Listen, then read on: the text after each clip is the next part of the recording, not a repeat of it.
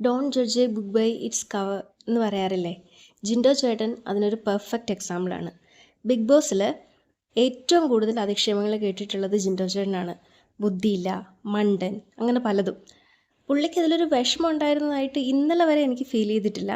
പക്ഷേ ഇന്ന് final game കഴിഞ്ഞിട്ട് പവർ റൂമിലേക്ക് ജയിച്ച് കയറിയപ്പോൾ സ്മോക്കിംഗ് റൂമിൽ ഇരുന്നിട്ട് ജിൻഡോ ചേട്ടൻ കരഞ്ഞു. ഇതുവരെ കണ്ടത് വെച്ചിട്ട് പുള്ളി ഒരു നല്ല മനുഷ്യനാണ്. തെറ്റ് പറ്റിയിട്ടുണ്ട്, അത് മനസ്സിലാക്കി മാപ്പ് പറഞ്ഞത് തിരുത്തിയിട്ടുമുണ്ട്, പിന്നെ അത് റിപ്പീറ്റ് ചെയ്യാതെ ശ്രമിച്ചിട്ടുമുണ്ട്. ഇപ്പം നന്നായിട്ട് ഗെയിമും കളിക്കുന്നുണ്ട്. കഴിഞ്ഞ ദിവസം പവർ റൂമിലേക്ക് മറ്റു ഗ്രൂപ്പുകളിൽ നിന്നുള്ള ഒരാളെ സെലക്ട് ചെയ്യാൻ പറഞ്ഞപ്പോൾ ജിൻഡോ ചേട്ടന് പവർ റൂമിലേക്ക് കയറാൻ താല്പര്യമുണ്ടായിരുന്നു. പക്ഷെ അപ്പോൾ ജാസ്മിൻ പറഞ്ഞത് പവർ റൂമിൽ കയറേണ്ടത് തലയ്ക്കകത്ത് വല്ലതും ഉള്ളവരാണ്, ബുദ്ധിപരമായി ചിന്തിക്കാൻ കഴിവുള്ളവരെ ആണ് പവർ റൂമിലേക്ക് സെലക്ട് ചെയ്യേണ്ടത്, അതുകൊണ്ട് ജിൻഡോ ചേട്ടന് അതിൽ കയറാനുള്ള അർഹതയില്ല എന്നാണ്.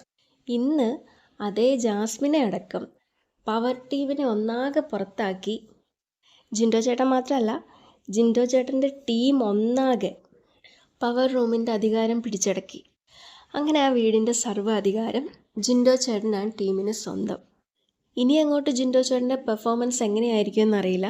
പക്ഷേ ഇതുവരെ കണ്ടത് വെച്ചിട്ട് ജെനുവിനായിട്ടുള്ളൊരു പാവം മനുഷ്യൻ. മണ്ടനെന്ന് വിളിച്ചവരുടെ മുന്നിൽ മാസായ മനുഷ്യൻ. ജിൻഡോ ചേട്ടാ, നിങ്ങൾ സൂപ്പറാണ്.